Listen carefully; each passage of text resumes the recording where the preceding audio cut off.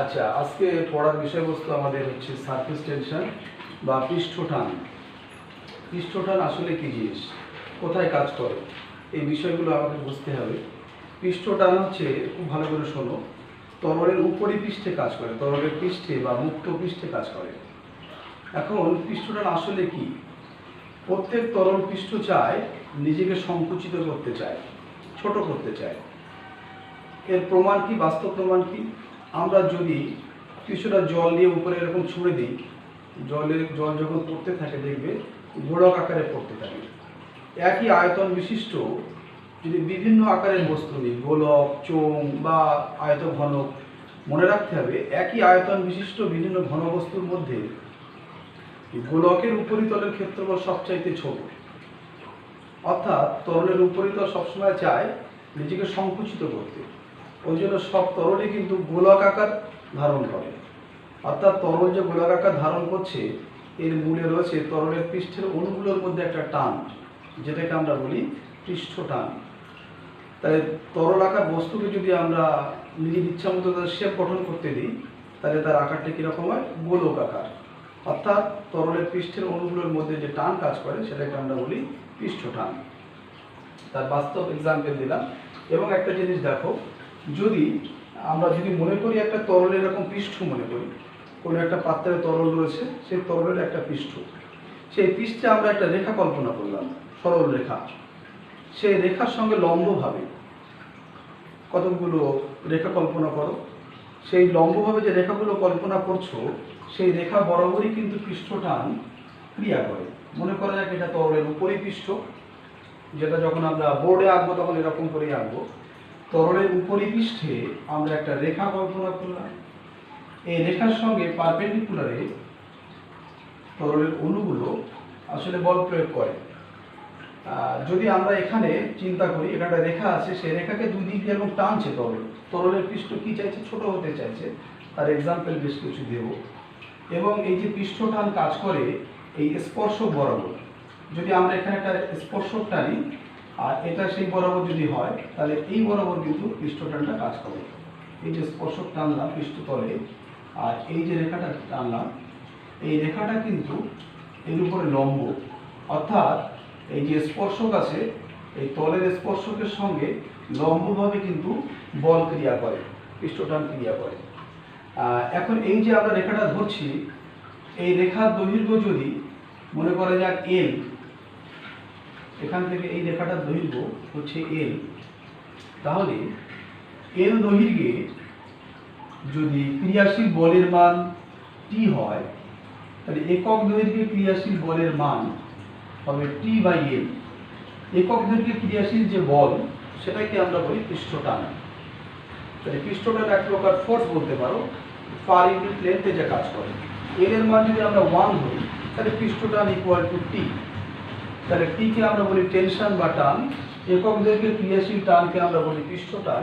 পৃষ্ঠটানের আরও একটা এক্সাম্পল, একটা পরীক্ষা তোমাদের দেখানো যেতে পারে যে তরলের উপরি পৃষ্ঠ যে সংকুচিত হতে চায়, তা আমরা গোলক আকার দিয়ে ব্যাখ্যা করার চেষ্টা করেছি।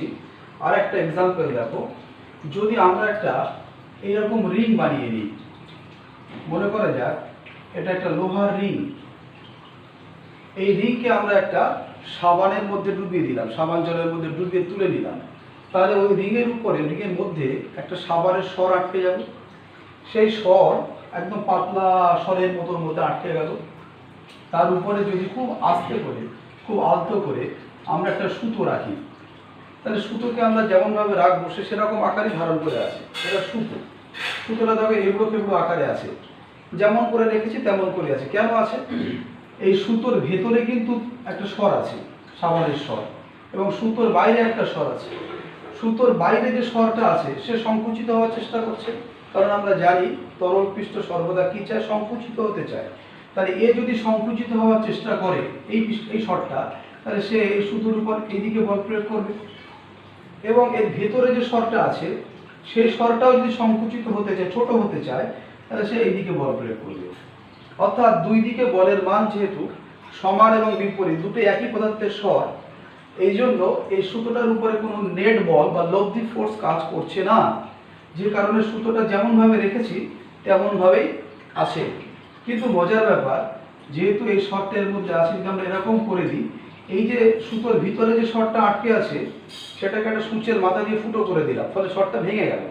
শর্টটা যখন এখানে ভেঙে গেল, অর্থাৎ এখানে যখন একেবারে ফাঁকা জায়গা তৈরি হলো, তখন এই ভেতরের দিকে সরের কিন্তু আর কোনো টান নেই। যা টান আছে ওই সুতোর বাইরে যে শর্টটা রয়েছে সেই সরের জন্য এই স্পর্শকীয়ভাবে এইভাবে কিন্তু টানগুলো কাজ করছে। তাহলে ওটা যখন কাজ করবে তখন ব্যাপারটা কি হবে, এই যে শর্টটা আছে এই শর্টটা তো মিনিমাম ক্ষেত্রফল নেওয়ার চেষ্টা করে, তরলের উপরিপৃষ্ঠ সংকুচিত হতে চায়। তাহলে এই যে শর্ট, এই শর্টটা যদি নিজেকে সংকুচিত করার চেষ্টা করে, তাহলে এই সুতোটার শেপ কিন্তু আর এরকম এবড়ো কেবড়ো থাকবে না, সুতোটা একেবারেই বৃত্তাকার হয়ে গেল, এরকম হয়ে গেল সুতোর শেপ। এবং এই যে তরলের যে ক্ষেত্রফল, সেই সুতোটা আরও লম্বা হতে পারে, যতটা পারে টানবে, টেনে এরকম হয়ে যাবে। অর্থাৎ এই যে অঞ্চলটা রয়েছে এই অঞ্চলটার ক্ষেত্রফল কিন্তু মিনিমাম হয়ে গেল, ওটা এখন সরে গেল, সরে গিয়ে ক্ষেত্রফলটাকে মিনিমাম করে দিল এবং সুতোটা কিরকম হয়ে গেল, একেবারে বৃত্তাকার হয়ে গেল। এই যে সুতোটা বৃত্তাকার হয়ে গেল এবড়ো খেবড়ো আকার থেকে, তার কারণ হচ্ছে তরলের উপরিপৃষ্ঠ অণুগুলো টেনে নিজেকে সংকুচিত করার চেষ্টা করেছে বলেই এই সুতোটা এরকম বৃত্তাকার শেপ পেয়েছে। এই পরীক্ষাটা নিজেদের হাতে কলমে করা একটু কঠিন, কারণ সাবানের স্বর তোলার পর সে সাবানের স্বরের উপরে সুতোকে ভাসিয়ে দেওয়া অতটা সহজ কথা নয়। খুব মিহি সুতো নিতে হবে এবং সুতো যখন সাবানের স্বরের উপরে রাখতে হবে, দেখবে তোমরা রাখতে গেলেই সাবানের স্বর ফেটে যাচ্ছে। ওটা খুব আলতো করে রাখতে হবে এবং এমনভাবে ওকে ভাসিয়ে দিতে হবে যেন সুতোর মাথাটা স্বরকে ধাক্কা না মারে। কারণ আমরা সূচের পিছনে যখন সুতো পরিয়ে দিই, যে জায়গাটা ঢুকিয়ে দিই, কিন্তু ওই জায়গাটা স্বরের উপর ধাক্কা মারে, স্বর কিন্তু ভেঙে যায়। তাহলে সুতোকে এরকম আলতো করে ভাসিয়ে দিতে হবে, সুতো যেন খুব জোরে ধাক্কা সাবানের স্বরকে না মারে। তোমরা প্র্যাকটিক্যালি করে দেখতে পারো। এটা পৃষ্ঠটানের একটা খুব দুর্দান্ত এক্সাম্পল, যে পৃষ্ঠটানের দরুন সুতোটা এবড়ো খেবড়ো আকার থেকে গোলক আকার বা একেবারে বৃত্তাকার শেপ ধারণ করলো। এইটা হচ্ছে পৃষ্ঠটানের একটা এক্সাম্পল বলা যেতে পারে, এক্সপেরিমেন্টাল এক্সাম্পল। তাহলে যেটা বলছিলাম, পৃষ্ঠটান কি? পৃষ্ঠটান বা সারফেস টেনশনকে আমরা এরকম বলতে পারি, পৃষ্ঠটান তরলের পৃষ্ঠে প্রতি একক দৈর্ঘ্যে ক্রিয়াশীল যে বল সেটাকে আমরা পৃষ্ঠটান বলি। বলকে যদি আমরা এফ দিয়ে প্রকাশ করি আর পৃষ্ঠটানকে যদি টি দিয়ে প্রকাশ করি, তাহলে আমাদের লিখতে একটু সুবিধা হয়, T equal to F by L.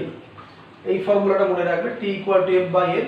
যদি আমরা ধরে নিই এল ইকুয়াল টু 1, তাহলে আমরা এখান থেকে লিখতে পারি টি ইকুয়াল টু এফ। অর্থাৎ তরলের উপরিপৃষ্ঠে প্রতি একক দৈর্ঘ্যে স্পর্শকীয়ভাবে ক্রিয়াশীল যে বল, সেই বলকে আমরা কি বলবো? পৃষ্ঠটান। পৃষ্ঠটানের একক মাত্রা আমরা নির্ণয় করে নিই। টি এর যদি আমরা একক করি সিজিএস পদ্ধতিতে, বলের একক নিশ্চয়ই আমরা জানি, ডাইন, দৈর্ঘ্যের একক সেন্টিমিটার। তাহলে পৃষ্ঠটানের সিজিএস একক ডাইন পার সেন্টিমিটার। একইভাবে এসআই একক নিউটন পার মিটার। মাত্রীয় সংকেত যদি পৃষ্ঠটানের আমাকে করতে হয়, তাহলে বলের মাত্রীয় সংকেত, তাহলে টি এর বা পৃষ্ঠটানের যদি মাত্রীয় সংকেত লিখতে হয়, তাহলে আমরা কি লিখব? এফ এর মাত্রীয় সংকেত দেব। এফ মানে তো বল, এফ মানে যদি বল হয়, তাহলে বলের মাত্রীয় সংকেত আমরা জানি, বলের মাত্রীয় সংকেত হচ্ছে ভর ইনটু ত্বরণ। আর এল এর জায়গায় আমরা এল লিখলাম, দৈর্ঘ্যের জন্য এল। তাহলে দেখো এল এল কেটে গিয়ে পৃষ্ঠটানের মাত্রীয় সংকেত হচ্ছে এম টি টু দি পাওয়ার -2। এটা হচ্ছে পৃষ্ঠটানের মাত্রীয় সংকেত। তাহলে আমরা পৃষ্ঠটান সম্পর্কে কি জানলাম? পৃষ্ঠটানের সংজ্ঞা, পৃষ্ঠটানের একক, পৃষ্ঠটানের মাত্রীয় সংকেত। এবার আমাদের জানতে হবে পৃষ্ঠ শক্তি, সারফেস এনার্জি। সারফেস এনার্জি এটা কি জিনিস? ভালো করে শোনো। আমরা যদি কার্য করি কোনো জায়গায়, সেই কার্যটা সেই বস্তুর মধ্যে শক্তি আকারে জমা থাকে, যেটাকে আমরা স্থিতি শক্তি বলি। অভিকর্ষ স্থিতি শক্তি সম্পর্কে আমাদের ধারণা আছে। কোনো একটা বস্তুকে ভূপৃষ্ঠ থেকে উপরে তুললাম, আমি কিছুটা কাজ করলাম, কতটা কাজ করলাম? mgh। যদি এই সাইডে তুলি, বস্তুর ভর যদি m হয়, তাহলে বস্তুর উপর ক্রিয়াশীল পৃথিবীর দ্বারা বল হচ্ছে mg। আর এই সাইডে তুললাম, তাহলে আমার mg পরিমাণ বল দিতে হয়েছে এবং এই উচ্চতায় বস্তুটা উঠেছে। তাহলে আমার কৃতকার্য হচ্ছে mgh। ওই কার্যটা বস্তুর মধ্যে যে শক্তি আকারে জমা আছে তাকে আমরা কি বলবো? স্থিতিশক্তি, সেটা অভিকর্ষ স্থিতিশক্তি। ঠিক তেমনি পৃষ্ঠ শক্তি যখন আমরা বের করব তখন আমাদের ওরকম কার্য করতে হবে পৃষ্ঠতলের ক্ষেত্রফল বাড়ানোর জন্য। অর্থাৎ কোনো একটা পৃষ্ঠের, কোনো একটা তরল পৃষ্ঠের উপরিতলের ক্ষেত্রফল বাড়ানোর জন্য যে পরিমাণ কার্য করতে হয় সেই কার্যটা ওর মধ্যে শক্তি আকারে জমা থাকে, যে শক্তিটাকে আমরা বলি পৃষ্ঠ শক্তি বা সারফেস এনার্জি। এখন সেই সারফেস এনার্জি এক্সপ্রেশন আমাদের করতে হবে, সেটা আমরা দেখি কিভাবে করা যায়। ধরা যাক এরকম একটা 3টে কাঠিওয়ালা কোনো ফ্রেম, কোনো চৌকো ফ্রেম, এই ফ্রেম এখানে রয়েছে এবং এখানে আর একটা তার রয়েছে, যে তারটার নাম হচ্ছে মনে করা যাক এবি। তাহলে ফ্রেমটার নাম আমরা দিলাম ধরা যাক, তাহলে তারের যে ফ্রেম সেই ফ্রেমটার নাম হচ্ছে PQRS। এই ফ্রেমের মধ্যে একটা তার এখানে লাগিয়ে নিয়েছি। এই তারটা এমন একটা তার যা মুভ করতে পারে, ইচ্ছা মতো ওই ফ্রেমের গা বরাবর চলতে পারে। এখন এই পুরো ব্যবস্থাটাকে আমরা একটা সাবানগুলো জলের মধ্যে ডুবিয়ে তুললাম, ফলে এখানে একটা সাবানের স্বর আটকে গেল এবং এই যে ফ্রেমের এই যে লেন্থ, এই লেন্থটা আমরা ধরে নিলাম L। এবার এই যে সাবানের স্বরটা আটকে গেছে, ক্লিয়ার বোঝার চেষ্টা করো। সাবানের স্বর কি চাইবে? পৃষ্ঠটানের দরুন নিজের ক্ষেত্রফল কমাতে চাইবে, অর্থাৎ সংকুচিত হওয়ার চেষ্টা করবে। তাহলে যদি আমার এবি এই তারটাকে এখানে রাখতে হয়, তাহলে এ যতটা বল দিচ্ছে ভেতরের দিকে পৃষ্ঠটানের জন্য সংকুচিত হওয়ার চেষ্টা করছে, স্পর্শকীয়ভাবে এর প্রতি একক দৈর্ঘ্যে যে বলটা কাজ করছে সেটা পৃষ্ঠটান টি। তাহলে যদি এই শর্টটাকে, এই তারটাকে যদি আমার এবি যেখানে ছিল সেখানেই রাখতে হয়, তাহলে ওর যে পৃষ্ঠটান দিচ্ছিল তার বিরুদ্ধে একটা আমাকে বল দেওয়া লাগবে। এখন এই যে তরলের স্বর, এ কতটা বল দিচ্ছিল? একক দৈর্ঘ্যে, ভালো করে বোঝার চেষ্টা করো, পৃষ্ঠটানের সংজ্ঞা তোমাদের বলেছি, একক দৈর্ঘ্যে যে বল ক্রিয়া করে, পৃষ্ঠটানের মান যদি আমরা টি ধরে নিই, তাহলে ভেতরের দিকে ওই তরলের স্বর এর প্রতি একক দৈর্ঘ্যে যে বলটা দিচ্ছিল সংকুচিত করার জন্য, সেটা নিশ্চয়ই টি। এবং এই লেন্থটা যেহেতু এল, তাহলে এল দৈর্ঘ্যে ভিতরের দিকে ক্রিয়াশীল বল হচ্ছে এল টি। একক দৈর্ঘ্যে যদি টি কাজ করে তাহলে এল দৈর্ঘ্যে বল হচ্ছে এল টি। এখন এল টি বল দ্বারা এই তরলের স্বর ভেতরের দিকে নিয়ে যাওয়ার চেষ্টা করছে এই এবি তারকে, পৃষ্ঠটানের দরুন ক্ষেত্রফল সংকুচিত করার চেষ্টা। এখন যদি এবি তারকে নিজস্ব পজিশনে রাখতে হয়, তাহলে ওখানে দাঁড় করিয়ে রাখতে হয়, তাহলে কিন্তু আমার এতটা বিরুদ্ধ বল দেওয়া লাগবে। তাহলে এবি তারটা ওখানে কি করবে? দাঁড়িয়ে থাকবে। ধরা যাক আমি ওর বিরুদ্ধে এতটা পরিমাণ বল দিয়েছি। এখন প্রশ্ন হলো, এখানে একটা জিনিস বোঝার আছে যে এবি তারকে নিজের অবস্থানে ধরে রাখতে হলে ক্রিয়াশীল বলের মান এলটি কিন্তু নয়, আসলে বলটা হচ্ছে 2LT। কেন 2LT? কারণ হচ্ছে তোমরা একটা জিনিস বুঝে নিতে পারো, যদি এটা একটা স্বর হয়, ভালো করে বোঝো, এই হাতটা মনে করো একটা সাবানের স্বর, তাহলে এই স্বরের এই একটা তল আছে, এই তলের প্রতি একক দৈর্ঘ্যে ক্রিয়াশীল বল এলটি, এই আর একটা তল আছে। সাবানের স্বর এত মোটা না, তার থিকনেস নেই, ভীষণ পাতলা, কিন্তু ভীষণ পাতলা হলেও স্বরের কিন্তু দুটো পৃষ্ঠ আছে, একটা উপরি পৃষ্ঠ, একটা নিচের পৃষ্ঠ। পৃষ্ঠটার কাজ করে পৃষ্ঠতলের ক্ষেত্রফল সংকুচিত করার জন্য। তাহলে উপরি পৃষ্ঠে প্রতি একক দৈর্ঘ্যে ক্রিয়াশীল বল এলটি, আর নিচের পৃষ্ঠে প্রতি একক দৈর্ঘ্যে ক্রিয়াশীল বল কত? আর একটা এলটি। তাহলে এবি তারকে যদি আমার নির্দিষ্ট অবস্থানে ধরে রাখতে হয়, তাহলে টোটাল ক্রিয়াশীল বল হচ্ছে 2LT। ক্লিয়ার? তাহলে 2LT বল দিলে এবি তারটা যেখানে ছিল সেখানেই থাকবে, কারণ স্বরের রয়েছে কটা পৃষ্ঠ? দুটো পৃষ্ঠ। তোমরা স্বরকে খুব পাতলা ধরে নাও, স্বরকে যদি থিকনেস ধরো, মোটা ধরো, তাহলে এর ভেতরে অসংখ্য তল আছে। আসলে স্বরটা ভীষণ পাতলা, সামান্য একটা পাতলা স্বর। তাহলে 2LT পরিমাণ ফোর্স যদি আমরা দিই, তাহলে এবিটা এখানে দাঁড়িয়ে রয়েছে। এবার তোমাদের বলেছিলাম আমি যে আমি কার্য করলে সেই কার্যটা তার মধ্যে শক্তি আকারে জমা থাকে, যেখান থেকে আমরা বের করতে চাই পৃষ্ঠ শক্তি রাশিমালা। এখন ধরা যাক এই অবস্থায় ছিল জিনিসটা, এবার আমি আরেকটা এক্সটার্নাল ফোর্স প্রয়োগ করেছি, বল প্রয়োগ করেছি কার্য করব বলে। বল প্রয়োগ করার ফলে এবি তারটা মনে করে এখানে এসে হাজির হয়েছে, অর্থাৎ সে এলো এ ড্যাশ বি ড্যাশ অবস্থানে, অর্থাৎ তার স্মরণ হয়েছে মনে করো এক্স পরিমাণ। তার স্মরণ কত রয়েছে? এক্স পরিমাণ। তাহলে আমি কার্য কতটা করেছি? কার্য ইকুয়াল টু আমরা জানি বল ইন্টু স্মরণ। যদি এবি তারটাকে ধরে টেনে সরাতে হয়, তাহলে আমার 2LT পরিমাণই বল লাগবে, কারণ তরলের যে স্বর সে তো 2LT পরিমাণ ভেতরের দিকে বল দিচ্ছিল, অ্যাটলিস্ট মিনিমাম অতটুকু বল দিতে হবে, তার বেশি দিলেও সরবে। তাহলে 2LT বল দিলাম আর সরণ ঘটিয়েছি x পরিমাণ, তাহলে আমি এতটা কার্য করেছি 2LTx। তাহলে এই 2LTx এইটাই হচ্ছে পৃষ্ঠ শক্তি রাশিমালা। আমি যে কার্য করব সেটা কি আকারে জমা থাকবে? শক্তি আকারে জমা থাকবে। তাহলে পৃষ্ঠ শক্তি রাশিমালা হচ্ছে 2LTx। এবার একটা জিনিস দেখো, এক্ষেত্রে তরলের এই যে স্বর, তার ক্ষেত্রফল কতটা বেড়েছে? এর দৈর্ঘ্য হচ্ছে l আর এর এইদিকে সরণ হচ্ছে x, তাহলে ক্ষেত্রফল বৃদ্ধি হয়েছে কিন্তু lx, দৈর্ঘ্য ইনটু প্রস্থ, তার মানে ক্ষেত্রফল। তাহলে ক্ষেত্রফল বৃদ্ধি কত? lx। মজার ব্যাপার, ক্ষেত্রফল বৃদ্ধি শুধু উপরের পৃষ্ঠে হয়নি, নিচের পৃষ্ঠেও হয়েছে। তো এটা যখন বেড়ে গেছে, এদিকে ক্ষেত্রফল বেড়েছে, নিচের দিকেও কি হয়েছে? ক্ষেত্রফল বেড়েছে। তাহলে টোটাল যে ক্ষেত্রফল বৃদ্ধি, মোট ক্ষেত্রফল বৃদ্ধি কত হয়েছে? মোট ক্ষেত্রফল বৃদ্ধি ইকুয়াল টু কিন্তু lx একটা পৃষ্ঠে, তাহলে টোটাল ক্ষেত্রফল বৃদ্ধি কত? 2lx। তাহলে 2lx পরিমাণ ক্ষেত্রফল বৃদ্ধির জন্য তুমি যে কার্য করেছো তার মান কত? 2LTx। ক্লিয়ার? কারণ আমি 2lx পরিমাণ তো ক্ষেত্রফল বাড়িয়েছি, সরকে টেনে ab কে টানলাম, টেনে ক্ষেত্রফল বেড়েছে কত? 2lx। তার জন্য আমি কার্য করেছি কত? 2LTx। তাহলে 2lx ক্ষেত্রফল বৃদ্ধির জন্য কৃতকার্য, ভালো করে বোঝো, 2lx ক্ষেত্রফল বৃদ্ধির জন্য কৃতকার্য হচ্ছে 2LTx। তাহলে একক ক্ষেত্রফল বৃদ্ধির জন্য কৃতকার্য দেখো কত দাঁড়াচ্ছে? 2LTx by 2lx। 2lx ওপর নিচে কেটে গেল, তাহলে এলো কিন্তু t, অর্থাৎ পৃষ্ঠটান।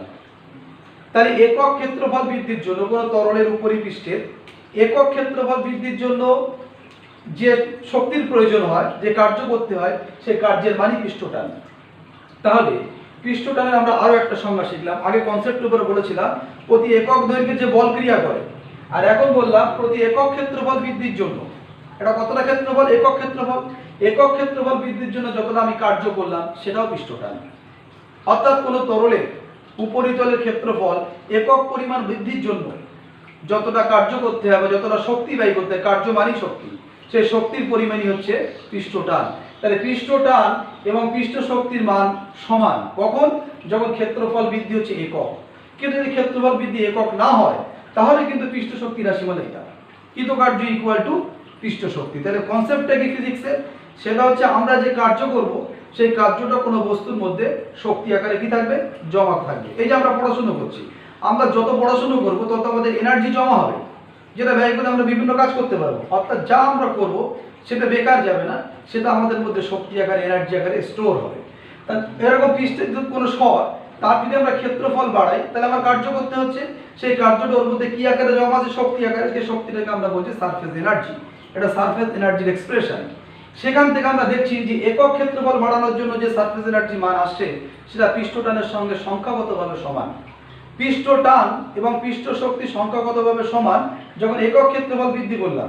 কিন্তু তার মানে এই না যে পৃষ্ঠটান আর পৃষ্ঠ শক্তি পুরোপুরি সমান। পৃষ্ঠটান একটা ফোর্সের নাম আর পৃষ্ঠ শক্তি একটা এনার্জির নাম, ফলে এদের কিন্তু একক আলাদা। পৃষ্ঠ শক্তির একক হচ্ছে কার্যের একক, পৃষ্ঠটানের একক তো আমরা শিখলাম ডাইন% নিউটন পার মিটার, ফলে ওদের একক আলাদা কিন্তু সংখ্যাগতভাবে এদের মান কিন্তু একই। মানটা হচ্ছে পৃষ্ঠ শক্তির মানও টি, পৃষ্ঠটানের মানও টি, যখন ক্ষেত্রফল বৃদ্ধি কত? 1। তাহলে এখান থেকে পৃষ্ঠটানের সংজ্ঞা একটা তোমাদের এক্সামে পড়ে, সেটা হচ্ছে পৃষ্ঠ শক্তির নিরিখে পৃষ্ঠটানের সংজ্ঞা বলে। তখন কি বলবে? কোনো তরল পৃষ্ঠের একক ক্ষেত্রফল বৃদ্ধির জন্য যে পরিমাণ পৃষ্ঠ শক্তি ব্যয় করা হয় তাকে আমরা কি বলবো? পৃষ্ঠটান। ক্লিয়ার? পৃষ্ঠ শক্তির নিরিখে পৃষ্ঠটান।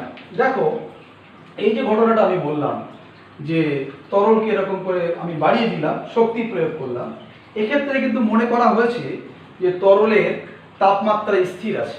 এই যে তরল পৃষ্ঠ, স্বর মানে তরলের তো একটা পৃষ্ঠ, তার তাপমাত্রা কি রয়েছে? স্থির রয়েছে। কিন্তু বাস্তবে কিন্তু সেটা সত্য নয়। অর্থাৎ পৃষ্ঠ শক্তি রাশিমালা শুধু LTx নয়, একটু ওর মধ্যে ত্রুটি রয়েছে। ত্রুটিটা খুব সামান্য, একটু বুঝতে হবে। সেটা হচ্ছে এখন যেটা বলবো সেটা হচ্ছে পৃষ্ঠ শক্তির যে রাশিমালা তার সংশোধন। সেখানে আমরা কি কারেকশন দেব ভালো করে শোনো। তার জন্য তোমাদের বেশ কিছু কনসেপ্ট লাগবে। সেটা হচ্ছে কোনো একটা তরলের পৃষ্ঠ বল প্রয়োগ করে বাড়িয়ে দিলাম, তাপমাত্রা কিন্তু তার স্থির থাকবে না। কেন থাকবে না এটা প্রথম বুঝতে হবে।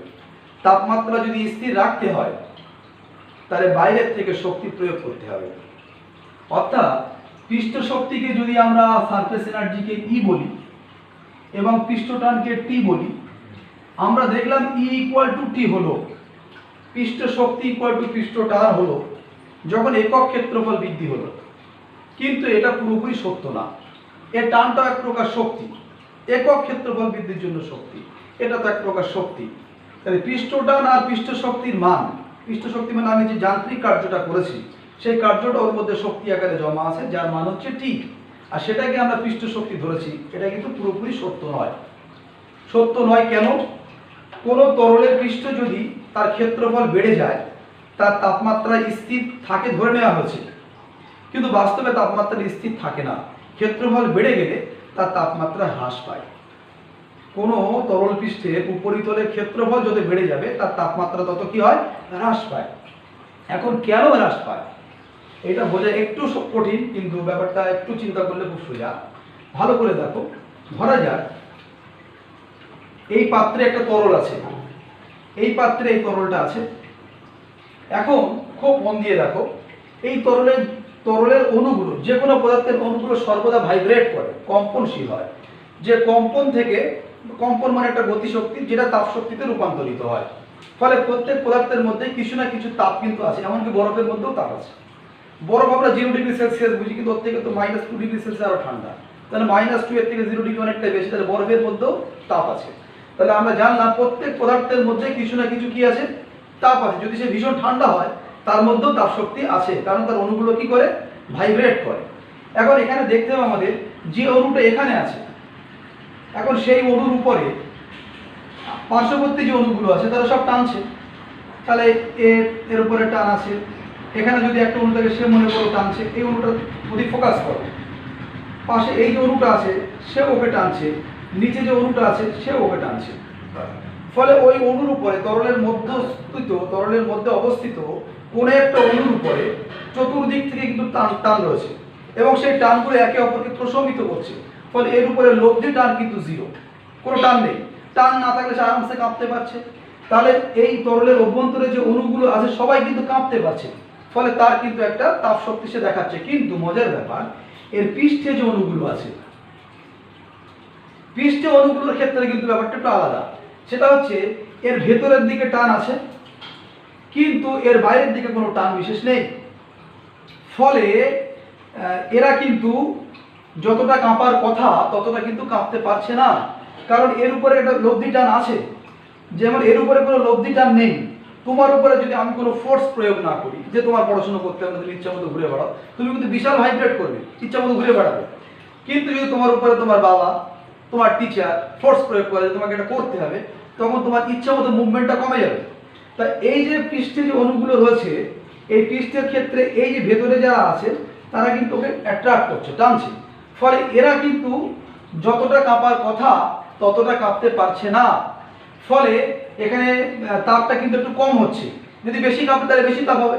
এই তরলটাই যখন আমরা এইরকম করে একটা বড় পাত্রে নিয়ে নিলাম এই পরিমাণ তরল, এবং তখন দেখো ক্ষেত্রফল অনেকটাই বেড়ে গেছে। অর্থাৎ আমরা পৃষ্ঠের ক্ষেত্রফল কি করলাম? বাড়িয়ে দিলাম। বাড়িয়ে দিলাম মানে হচ্ছে পৃষ্ঠে অণুর সংখ্যা বেড়ে গেল।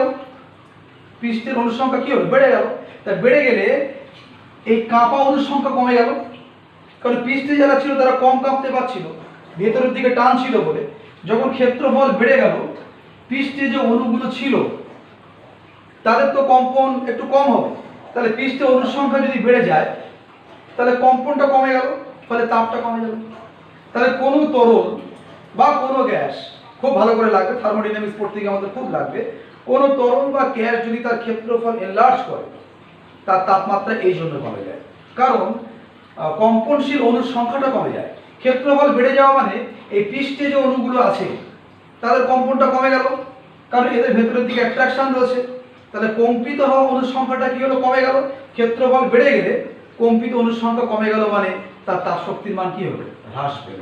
তাহলে কোনো তরলের হোক কোনো গ্যাসের হোক উপরিতলের ক্ষেত্রফল যদি বেড়ে যায় সে কিন্তু ঠান্ডা হবে।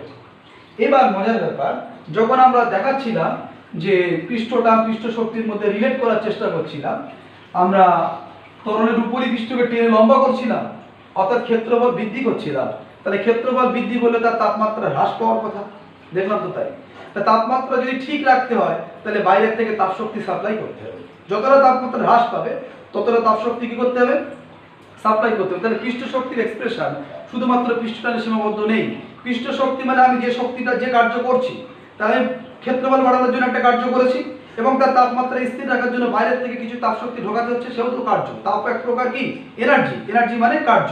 অর্থাৎ পৃষ্ঠ শক্তি রাশিমালা পৃষ্ঠটানের সঙ্গে পুরোপুরি সমান নয়। সমান কখন, যদি তাপমাত্রা স্থির থাকে। কিন্তু বাস্তবে কোনো তরলের উপরিপৃষ্ঠের ক্ষেত্রফল যদি বৃদ্ধি পায় তাহলে কিন্তু তাপমাত্রা স্থির থাকে না।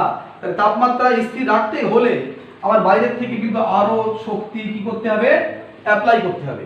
যে শক্তিটা আমরা অ্যাপ্লাই করলাম যে তাপ শক্তি, সেটা মনে করো এইচ। তাহলে পৃষ্ঠ শক্তির এক্সপ্রেশন কি দাঁড়ালো, পৃষ্ঠ টান বা ব্যয়িত যান্ত্রিক শক্তি প্রতি একক ক্ষেত্রফলে প্লাস সাপ্লাইড হিট এনার্জি ও তাপমাত্রাকে কি রাখার জন্য, স্থির রাখার জন্য। তাহলে পৃষ্ঠ শক্তির এক্সপ্রেশন কিন্তু E = T নয়, পুরোপুরি সত্য না। কখন সত্য, যদি তাপমাত্রা স্থির থাকে, কিন্তু বাস্তবে তাপমাত্রা স্থির অবশ্যই থাকে না। তাপমাত্রা স্থির রাখতে গেলে বাইরের থেকে তাপ শক্তি কি করতে হবে, সাপ্লাই করতে হবে। মনে করা যায় এইচ পরিমাণ তাপ শক্তি আমি সাপ্লাই করেছি, তাহলে যে তাপ শক্তি সাপ্লাই করেছি সেটা একটা এনার্জি, সেটা এইচ, এবং আমি যে কার্য করেছি সেটা টি। তাহলে আমার করা কার্য, বাইরের থেকে দেওয়া শক্তি, সবই তো কার্য, সবই তো তরলের পৃষ্ঠে হয়েছে। তাহলে সেই শক্তিটা তরলের পৃষ্ঠে কি স্থিতি শক্তি আকারে জমা থাকবে, যেটা হচ্ছে পৃষ্ঠ শক্তি। তাহলে পৃষ্ঠ শক্তির এক্সপ্রেশন হচ্ছে T + H, ব্যয়িত কার্যটাই তো শক্তি আকারে জমা থাকবে। ব্যয়িত কার্য এখানে দুটো, একটা হচ্ছে ক্ষেত্রফল বৃদ্ধির জন্য যে পৃষ্ঠটান, সেটা একটা ব্যয়িত কার্য, এবং যে তাপ শক্তি আমরা সাপ্লাই করছি ওটাও একটা কার্য। তাহলে এখানে মোট কার্যের মান কত হলো, T + H। তাহলে পৃষ্ঠ শক্তির এক্সপ্রেশন হলো ব্যয়িত যান্ত্রিক শক্তি বা পৃষ্ঠটান plus supplied heat energy, that is H। তাহলে E = আমরা কি পেলাম, T + H। H এর মান কত হয় এটা তোমরা এর পরে যে ক্লাসে গিয়ে পৃষ্ঠটান পড়বে, এর পরে যে ক্লাসে গিয়ে তোমরা পৃষ্ঠটান পড়বে সেখানে H এর এক্সপ্রেশন তোমরা পড়বে। এরপরে তোমরা পড়বে অবশ্যই 12 এর পরে। তো 12 এর পরে আবার পৃষ্ঠটান আমাদের পড়তে হবে আর একটু এলাবোরেটলি। আসলে যে টপিকসগুলো তোমরা ফিজিক্সে পড়ছো এই টপিকসগুলোর বাইরে কিন্তু কোনোদিন আর পড়বে না। যা পড়তে হবে এইগুলোই পড়তে হবে, এর একটু বেশি পড়তে হবে, আর একটু বেশি জ্ঞান লাভ করতে হবে। পৃষ্ঠটান তুমি অনার্সে গিয়েও পড়বে, মাস্টার ডিগ্রিতে গিয়েও পড়বে, ও বিটেকেও গিয়ে পড়বে, সবই পৃষ্ঠটান। কিন্তু ধারণাগুলো আস্তে আস্তে কি হবে, বড় হবে, ব্রড সেন্সে হবে। তো সেখানে তোমরা পড়বে এইচ এর একটা এক্সপ্রেশন, অর্থাৎ যে তাপ শক্তি আমি সাপ্লাই করি সেই তাপ শক্তির এক্সপ্রেশন হচ্ছে -θ * dT/dθ। এর ম্যাথমেটিক্যাল প্রুফ তোমাদের নেই, কিন্তু এটা তোমাদের জানতে হবে। সেটা হচ্ছে থিটা হচ্ছে তাপমাত্রা পরবে স্কেলে, ডিটি হচ্ছে change of surface tension with respect to temperature. Temperature যদি চেঞ্জ করা যায় তাহলে পৃষ্ঠটান পরিবর্তিত হয়। আমরা জানবো পৃষ্ঠটান কোন কোন বিষয়ের উপর কিভাবে নির্ভর করে। যদি আমরা উষ্ণতা বাড়িয়ে দিই কোনো তরলের, মনে রাখবে তার পৃষ্ঠটান কমে যায়। তো এই dT/dθটাকে বলা হয় পৃষ্ঠটানের নতিমাত্রা। তোমরা তরলের স্তরের গতিবেগের নতিমাত্রা পড়েছো, dV/dx ভেলোসিটি গ্রেডিয়েন্ট বলেছিলাম, যেখানে সান্দ্রতা গুণাঙ্ক নির্ণয়ের সময়। ঠিক তেমনি এটা পৃষ্ঠটানের নতিমাত্রা, মানে উষ্ণতা বৃদ্ধির সঙ্গে সঙ্গে পৃষ্ঠটান কিভাবে চেঞ্জ হয়। মনে করো কোনো তরল পৃষ্ঠের উষ্ণতা তুমি dθ পরিমাণ চেঞ্জ করেছো, থিটা মানে টেম্পারেচার, dθ মানে চেঞ্জ অফ টেম্পারেচার। dθ পরিমাণ চেঞ্জ করার জন্য তার পৃষ্ঠটানের পরিবর্তন হচ্ছে dt। তাহলে একক উষ্ণতা পরিবর্তনের জন্য তার পৃষ্ঠটানের পরিবর্তন হচ্ছে dT/dθ, যেটাকে আমরা বলি পৃষ্ঠটানের নতিমাত্রা, সারফেস টেনশনের গ্রেডিয়েন্ট বলা হয়। তো এই থিটা হচ্ছে টেম্পারেচার, প্রাথমিক তাপমাত্রা তার থিটা ছিল, কোনো একটা তরল পৃষ্ঠের প্রাথমিক তাপমাত্রা ছিল থিটা, তার চেঞ্জ করেছে টেম্পারেচার dθ, ফলে তার পৃষ্ঠটানের পরিবর্তন হচ্ছে dt। সেক্ষেত্রে সাপ্লাইড যে তাপ, এই তাপটা হচ্ছে H, H হচ্ছে হিট, থিটাটা কিন্তু টেম্পারেচার অর্থাৎ উষ্ণতা। H এবং থিটা কিন্তু এক জিনিস নয়, H হচ্ছে হিট, থিটা হচ্ছে টেম্পারেচার, H হচ্ছে তাপ, থিটা হচ্ছে উষ্ণতা। তাপ এবং উষ্ণতার সঙ্গে পৃষ্ঠটানের যে সম্পর্ক, সেই রিলেশনটা হচ্ছে এই H = -θ * dT/dθ। এখন ম্যাথমেটিক্যালি এটা আমরা পেলাম। এবার ম্যাথমেটিক্যালি আমরা পৃষ্ঠ শক্তি রাশিমালা তাহলে কি পেলাম, E = T + H। H এর মানটা তুমি পেলে -θ * dT/dθ। এখানে একটা মজার কনসেপ্ট লাগবে, সেটা হচ্ছে থিটা যদি বৃদ্ধি পায় তাহলে পৃষ্ঠটান কিন্তু হ্রাস পায়। অর্থাৎ একটা বাড়লে যখন আরেকটা হ্রাস পায় তার জন্য কিন্তু একটা আমরা মাইনাস নোটেশন ইউজ করি। একটা বাড়লে যখন আরেকটা রাশি হ্রাস পাবে, একটা বৃদ্ধি আর একটা হ্রাস, সেটা বোঝানোর জন্য এই রাশিটা কিন্তু আসলে ঋণাত্মক রাশি ফ্রম কনসেপ্ট, ধারণা থেকে। তাহলে এই রাশিটা যদি ঋণাত্মক রাশি হয় তাহলে এখানে আরেকটা মাইনাস রয়েছে, তাহলে দুটো মাইনাস গুণ করলে এক্সপ্রেশনটা হয়ে যাবে theta DT by D theta. তোমার কিন্তু মনে হবে এটা ডাহা ভুল। কিরকম মনে হবে? ম্যাথমেটিক্যালি যদি কেউ মোটা মাথা চিন্তা করে দেখে তাহলে সে দেখবে প্লাস মাইনাসে মাইনাস হওয়া উচিত, কিন্তু এখানে প্লাস কেন হলো? এখানে তোমাকে সেটা উল্লেখ করে দিতে হবে যে যেহেতু ডিটি বাই ডি থিটা হচ্ছে একটা নেগেটিভ কোয়ান্টিটি। এটা কি কোয়ান্টিটি? Negative quantity. তাহলে এটা যেহেতু নেগেটিভ কোয়ান্টিটি সেই জন্য কিন্তু আমরা, তোমরা ভালো করে শুনে নাও, সেটা হচ্ছে ডিটি বাই ডি থিটাকে কি বললাম? Negative quantity. কেন বললাম? উষ্ণতা বাড়ালে পৃষ্ঠটান কি পায়? হ্রাস পায়। তাহলে একটা বাড়ালে যখন আরেকটা হ্রাস পায় তাহলে ওর জন্য তোমাকে মাইনাস চিহ্ন দেওয়া লাগবে। তাহলে আমরা এর ফাইনাল এক্সপ্রেশনটা যেটা পেলাম 3 plus theta into DT by D theta. তার কারণটা হচ্ছে কি, যেহেতু DT by D theta is a negative quantity, তাহলে এটা যদি নেগেটিভ হয় এর জন্য একটা মাইনাস তুমি পাবে। এইচ এর ফর্মুলা ডেরিভেশনে একটা মাইনাস রয়েছে। তাহলে পৃষ্ঠ শক্তির ফর্মুলা ফাইনালি আমরা কি পেলাম? E equal to T plus theta into DT by D theta. এটা কেন করতে হবে সিলেবাসে না থাকলেও? এর উপর বেস করে তোমাদের বিভিন্ন ম্যাথমেটিক্স পড়ে পরীক্ষায়, সেক্ষেত্রে বলে দেয় যে এত ডিগ্রি তাপমাত্রা কোনো একটা তরল পৃষ্ঠের তাপমাত্রা, এটা বলে দিলে এত টেম্পারেচার, সার্টেন টেম্পারেচার। সেই টেম্পারেচার বলার পরে বললো সেই তরল পৃষ্ঠের তাপমাত্রা আমি এতটা চেঞ্জ করলাম, তার তরল পৃষ্ঠটানের চেঞ্জ এতটা হলো, সেক্ষেত্রে পৃষ্ঠ শক্তির মান কী হবে? অর্থাৎ ডাটাগুলো সব সাপ্লাইড থাকে, জাস্ট ফর্মুলায় ফেলে অঙ্কগুলো করে দেওয়া, যেটা খুব ভেরি ইজি। শুধু এইটুকু একটু মনে রাখতে হবে কষ্ট করে যে হিটটা আমরা সাপ্লাই করছি তরল পৃষ্ঠের তাপমাত্রা ঠিক রাখার জন্য।